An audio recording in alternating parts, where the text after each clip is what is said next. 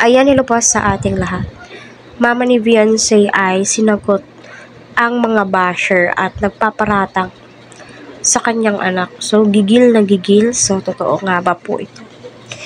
At alam ko marami na nga po ang nakapanood at may mga gumawa na po ng mga reels patungkol nga po dito.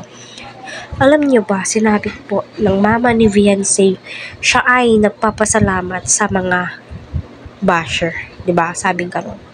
Nagpapasalamat siya sa mga basher dahil nga po sa ayan, patuloy po nating suportahan si Kalinga Prab, Kuya Val. Huwag ho natin skip ang kanilang ads, especially si Kuya Edu, no, kay Eds, Dr. Love, Sir Reed Singing, Kalingap JJ, Sir Olives, Pure Help, at ng iba pa po. Madami yan sila eh. Huwag ho natin skip ang kanilang ads. So, lately ay nag-post si Beyonce patungkol nga po sa group chat at saka sa mga wakwak, 'di ba? At na-topic din ho yan ng mama ni Beyonce. Inamin po nila na may dumadirect po sa kanilang nagchat-chat, pero hindi po ibig sabihin na oo, dumadirect po sa kanila. Hindi po ibig sabihin nun ay dumadirect po na nagpapadala nga po sa kanila. Dumadaan lahat kay Kalinga Prab at ayaw tanggapin ng kanyang anak. Kasi alam po nila ang salitang utang na loob. Sabi nga po ng mama ni Beyonce, ang pera ay kayang kitain. No, pero yung tiwala ng isang tao ay mahirap nang ibalik once na nakagawa ka ng pagkakamali, which is napakalaking puntos po yun. Ika nga ng mama ni Beyonce ay nagpapasalamat siya ng dahil sa mga basher. Nakikita niya ang kanyang anak na mas lalong tumatatak. Yung dating Beyonce na umiiyak sa sulok dahil nga nababash siya. Minsan di po maiiwasan noon nung kakaputok ng EDC. Minsan minumura si Beyonce. Napakabata pa daw. Bakit pumayag ng mag-love team? Di ba nila alam napakalaking tulong po ang Kalingap serye para sa mga beneficiary ni Kalingap Prab.